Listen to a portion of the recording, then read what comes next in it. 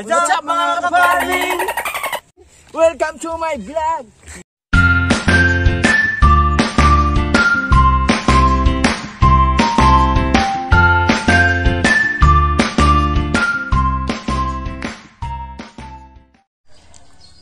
So, what's up again mga ka-farming? So, good morning sa ating lahat. So, pasensya na kung medyo natagalan yung pag-update natin ng mga videos. So, today, quick, lang tayo, mabilisan lang na update. Kumbaga. So, today, magpapatanim tayo ng mais. So, prepare ko na lang yung ihahalo ko sa binhi. So, since hindi naman ako nagbasal ng abono, ang gagawin na lang natin is hahaluan natin yung buto ng mais ng liquid fertilizer, liquid tsaka yung dry. So quick update lang, ito Yara Vita, product ng Yara, Teprosin. Yun po yung component nya, NP plus zinc. So NP means nitrogen, phosphorus, then zinc. So ito, yearly ko to ginagamit kada cropping. Hinahalo ko dun sa buto ng mais. Yung isang ganito is good for 1 bag. 1 bag is na 9 kilos po yun. So ito Ascend, ito po is for for protection, seed protection. Ginagamit ko to pangontra sa langgam at pangontra dun sa cricket. Then last is yung Umate. So bukas na siya. Ginamit ko kasi nung nakaraan yung half niya. So Umate, soil conditioner siya. Hinahalo ko na rin sa buto. Pwede naman ihalo to sa abono. Pero gagawin ko na lang is ihalo ko na lang sa buto para at least may kasama na sa paglaki. So tong tatlong to yan, si Yara Vita na Teprosin, si Ascend at saka si Umate soil conditioner. So prepare na lang natin yung gagamitin natin. So ito mga ka-farming, kumuha tayo ng batya kasi dito natin nalagay yung buto. So yung buto na binili ko is galing sa seed production. So in order ko pa to galing sa Cotabato. So 5 days bago siya dumating. So hindi ko muna sasabihin kung anong variety to. Basta mas mura kasi doon eh. Kumbaga nakita ko lang din sa mga Facebook group. Kaya nabakasakali ako, kaya sinubukan ko.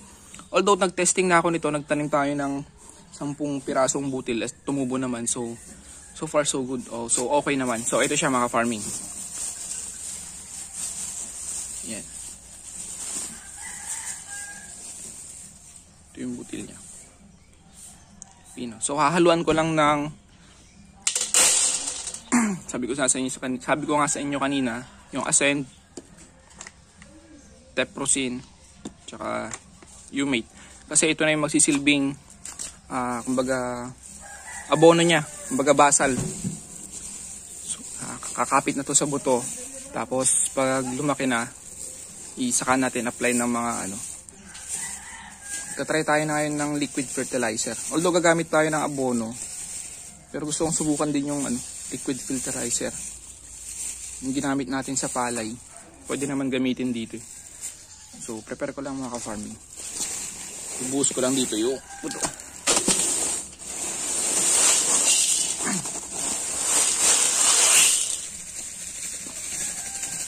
So ito na siya. Usually 9 kilos to. Saktong-sakto sa half hectare. Ito yung papatanim natin doon. So una ko ilalagay yung Umate soil conditioner. Humus din to mga ka-farming. Kulay black. Ito soil conditioner to. Usually dapat sa lupa. Pero pwede naman daw ihalo sa buto tapos lang. Pwede rin ihalo to sa abono pag mag-aabono na. Doon na nilagay lahat. Kunti lang.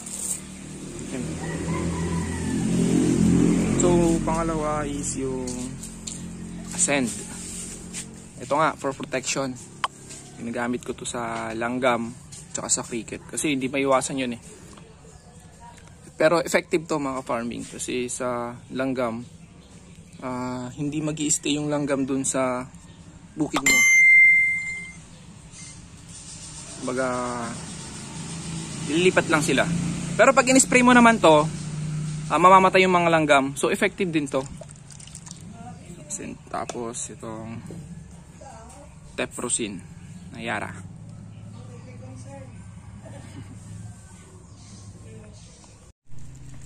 So plastic muna mga farming. So yung plastic, ginagamit yan pansupot. Wow! Pambalot, hindi inuugali. Ha?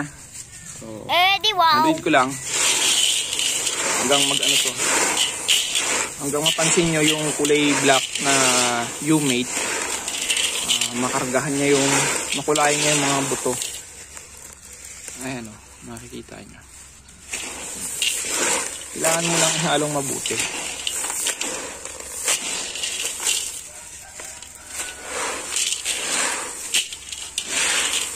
Nga pala, kailangan medyo basa.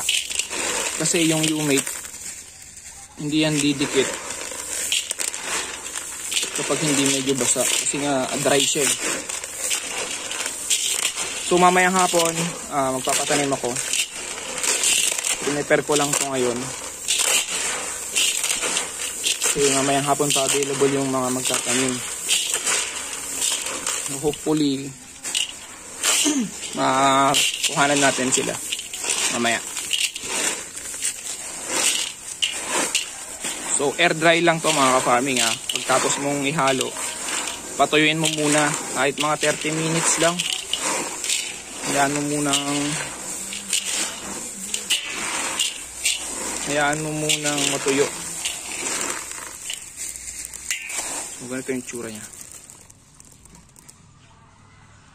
Yan. Soil conditioner, fertilizer, then na insecticide na kasama. So okay naman. Yung iba naman is yung mga ibang binhi naman is protected na ng FAO yun. Old army worm. Tapos may RR resistance. So roundup ready na. Ito halos ganun lang din. So yung procedure lang. Tamang alaga lang. So yan na mga kabing. Dito ko muna puputulin. So date ko lang ulit yung ginamit natin is yung Ascend Teprocin at U-mate. So yun lang muna. So ito yung kinalabasan niya. So air dry lang. Tapos mamaya ibabag na natin. So abangan nyo yung patanim natin. So salamat. So ito pala yung papataniman natin mga farming. Dito, simula dito hanggang dun sa dulo. So naglagay lang kami ng marka.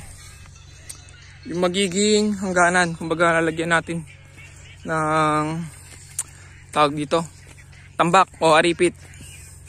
Kasi hindi pwedeng diretso. Masyadong mahaba pag nagpatubig. Mas mapapatagal. So lalagyan natin ng magiging harang.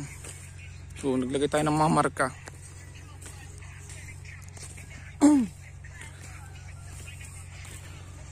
So ito, so usually nandun sila ngayon sa kabila, yung mga nagtatanim. So pagtapos nila doon, tsaka sila lilipat dito. Tsaka pansin nyo, wala pang gulis. Di pa ano. So andun pa kasi sa kabila yung tractor. So pagtapos doon, tsaka lang lilipat dito. So hopefully matapos ngayong araw.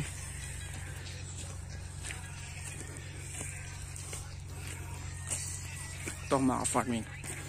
So marami na rin nakatanim dito. May mga nauna na. Kita yung mga kulay green dyan.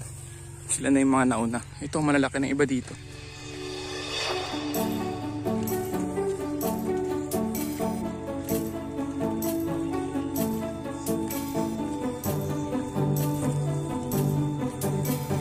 So ito, kaya lang sabi ko, intercrop ng palay. Mais na kami. So nag-start na kami yung patanim. Actually yung ibang part ng ng bukid namin is nataniman na. So Baga ito yung second to the last part.